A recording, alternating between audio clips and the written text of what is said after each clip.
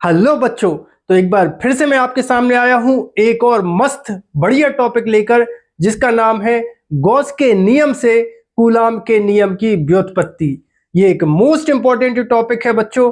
अगर आप last 5 year के क्वेश्चन पेपर उठाकर देखोगे तो ये टॉपिक आपको बार बार मिलेगा, वो भी 5 नंबर में। एक बार आप चेक जरूर करिएगा, ठीक है, मेरे कहने से। तो जल्दी से कॉपी पेन निकालो और हेडिंग लगाओ, गॉस के नियम से या गॉस की प्रमेय से कूलाम के नियम की व्युत्पत्ति। तो इसके लिए बच्चों हमें क्या करना होगा? अच्छा, मैं अपना परिचय दे दूं।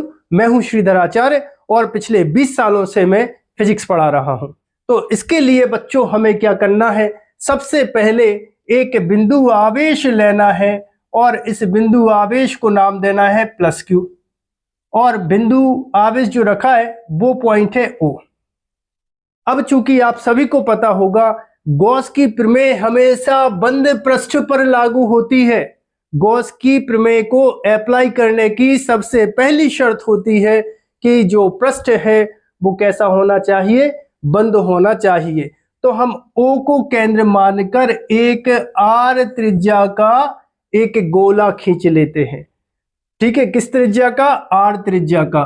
तो यहां पर ये लिख देना R और यहां पर लिख देना गॉसीय पृष्ठ, गॉसीय पृष्ठ। ठीक। अब बच्चों चूंकि अच्छा, ये जो पृष्ठ आपको दिख रहा है ऐसे समझना जैसे एक फुटबॉल होती है और उस फुटबॉल के अंदर क्या रखा है? एक प्लस क्यू आवेश रखा है। चूंकि ये काल्पनिक पृष्ठ है, हमने कल्पना करी है, इसलिए इसको dash dash dash dash dash dash करके बनाना। ठीक है।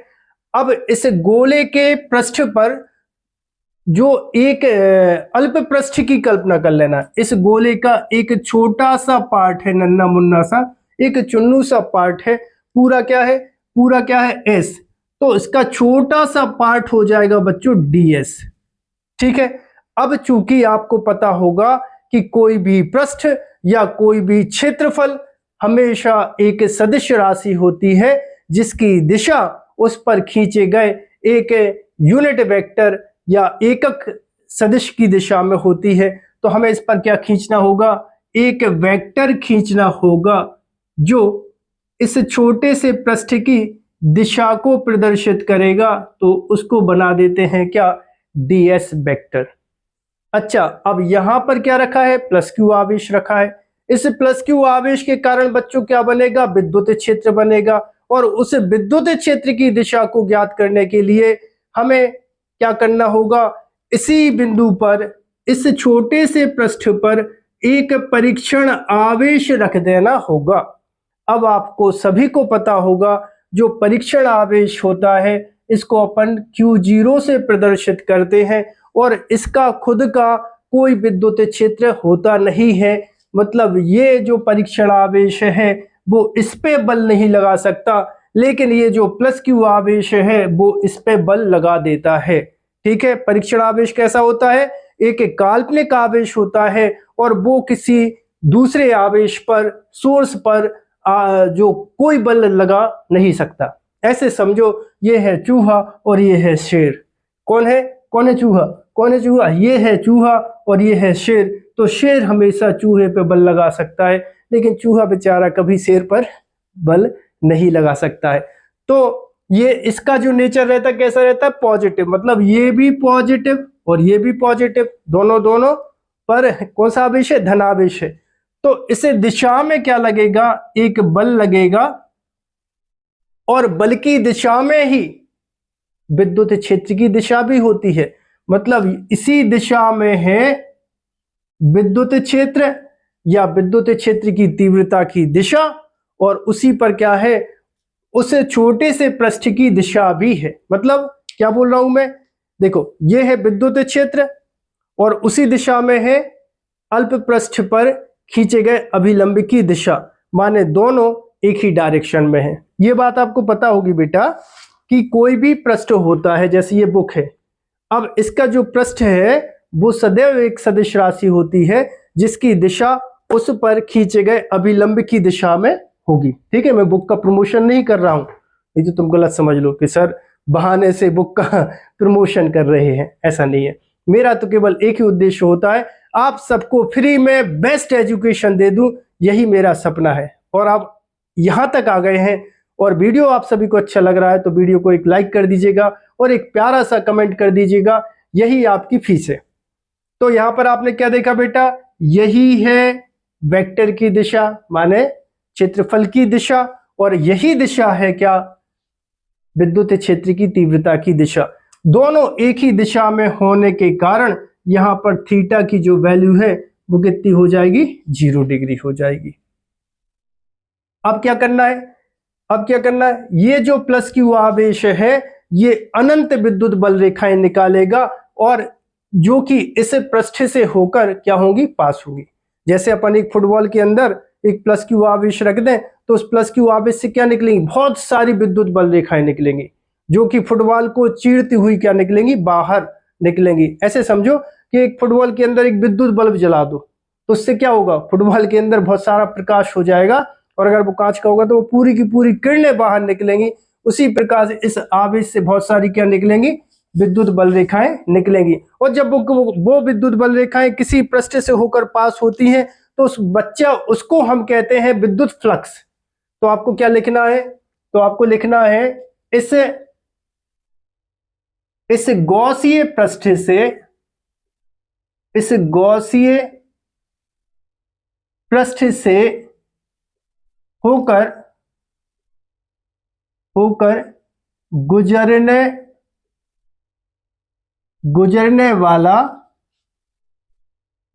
वाला विद्युत फ्लक्स, विद्युत फ्लक्स। तब बच्चों इसको अपन कैसे लिखेंगे, देखो सबसे पहले तो आ जाएगा फाई ई, फिर पूरे पृष्ठ के लिए बात हो रही है तो समाकलन का चिन्ह लगाना है। और कौन सा समाकलन, पृष्ठीय समाकलन का चिन्ह लगाना होगा। ठीक है, सो पृष्ठीय समाकलन का चिन्ह हो गया बच्चा। और इसके बाद क्या हो जाएगा, ये हो जाएगा ई वेक्टर डॉट हो जाएगा डीएस वेक्टर। अब बच्चे को ये बात पता होगी कि जब भी हम ये डॉट और वेक्टर का निशान हटाते हैं तो कॉस थीटा आता है। तो यहां पर क्या आ जाएगा, ई इंटू डी एस, फिर आ जाएगा कितना, कॉस थीटा। जहां थीटा क्या है, पृष्ठ पर खींचे गए अभिलंब और विद्युत बल रेखा या विद्युत क्षेत्र की दिशा में के बीच कोण। सॉरी, मैं ऐसा बोल रहा हूं कि क्षेत्रफल पर जो वेक्टर खींचा है उसकी दिशा और विद्युत क्षेत्र की दिशा दोनों के बीच का कोण है। सो वो दिख रहा है कितना, थीटा बराबर 0 है। तो यहां पर लिख देना कितना, फाई ई बराबर integration E D S cos 0। अब बच्चा कॉस 0 का मान कितना होता है, कोई बता सकता है क्या? मेरे कान तरस रहे हैं, अच्छा कमेंट बॉक्स में कान से कुछ नहीं हुआ, मेरी आंखें तरस रही हैं आपके कमेंट को पढ़ने के लिए। कॉस 0 का मान जल्दी से बता दो कितना होता है। अरे 12th क्लास में बेटा, कॉस 0 का मान 1। तो यहाँ पे कितना हो जाएगा, फाई ई बराबर इंटीग्रेशन ई और ये आ जाएगा ds। कॉस 0 का मान रख दिया 1। अब विद्युत क्षेत्र की तीव्रता एक अदिश राशि है तो उसको बाहर रख दो। तो यहां पर कितना हो जाएगा, फाई ई को रखा बाहर, यहां पे इंटीग्रेशन और फिर हो जाएगा ds। अब कोई मुझे ये बता दे, गोलीय पृष्ठ का क्षेत्रफल कितना होगा। गोलीय पृष्ठ या गौसीय पृष्ठ भी बोल सकते हो। गोलीय पृष्ठ का क्षेत्रफल इंटीग्रेशन ds। ठीक है, ds माने छोटा सा और इंटीग्रेशन मतलब संपूर्ण गोलीय पृष्ठ मतलब गोले का क्षेत्रफल कितना होता है बेटा, 4 पाई आर स्क्वायर।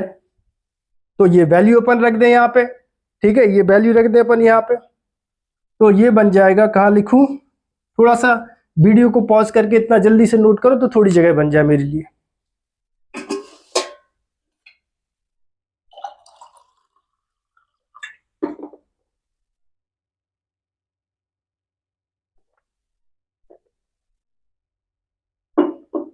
हाँ भाई, नोट कर लिया? ठीक है, तब ये बनेगा, यहां जगह बना ले रहा हूं थोड़ी सी, तब ये बनेगा फाई ई बराबर, यहां बता रहा हूं, ठीक है, फाई ई बराबर ई इंटू, यहां पर कितना रखोगे, 4 पाई आर स्क्वायर। देखो इसका मान कितना, 4 पाई आर स्क्वायर, तो 4 पाई आर स्क्वायर। और समीकरण नंबर 1, अब हमें किसका उपयोग करना है, गॉस के नियम का। तो यहां लिखना है परंतु गॉस के नियम से, गॉस का नियम क्या होता है, फाई ई बराबर क्यू बटे एप्सिलॉन 0, समीकरण नंबर 2। ठीक है, ओके। अब ये हो जाएगा समीकरण नंबर 1, समीकरण नंबर 1 व समीकरण नंबर 2 से दोनों को बराबर करो, तो ये हो जाएगा, देखो फाई ई की वैल्यू क्या है, ये है, तो ये आ जाएगा Q बटे एप्सिलॉन 0 बराबर, फिर यहाँ पे कितना है, E into 4 pi R square. ठीक है, अब इसको E के बराबर करोगे तो ये जो 4 पाई एप्सिलॉन नॉट है वो बटे में आ जाएगा, तो यहाँ पे आ जाएगा Q बटे 4 पाई, ये 4 पाई आ गया, एप्सिलॉन नॉट पहले से है, तो एप्सिलॉन नॉट इंटू आ जाएगा आर स्क्वायर बराबर हो जाएगा E। ठीक है, अब देखो बिंदु P पर क्या रखा है, परीक्षण आवेश रखा है, और प्लस Q आवेश ने क्या बनाया, विद्युत क्षेत्र बनाया। तो यहां पर लिखना बिंदु P पर स्थित परीक्षण आवेश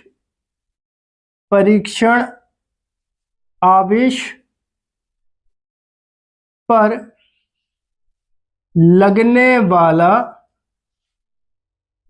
वाला बल।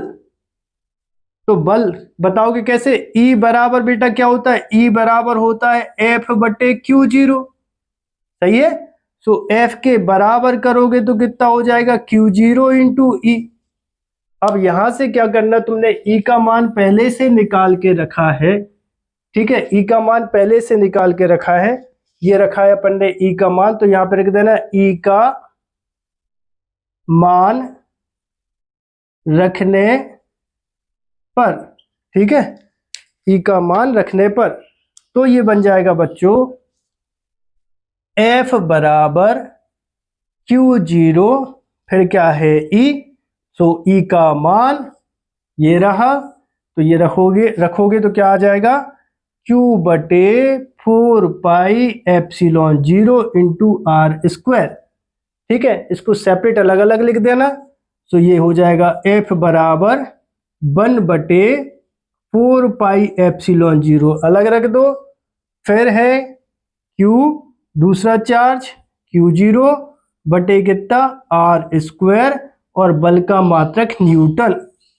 ठीक है, तो बच्चों ये गॉस के नियम से या गॉस की प्रमेय से कूलाम के नियम की व्युत्पत्ति है, यही तो है कूलाम का नियम। याद आया, फर्स्ट चैप्टर का फर्स्ट टॉपिक है ये।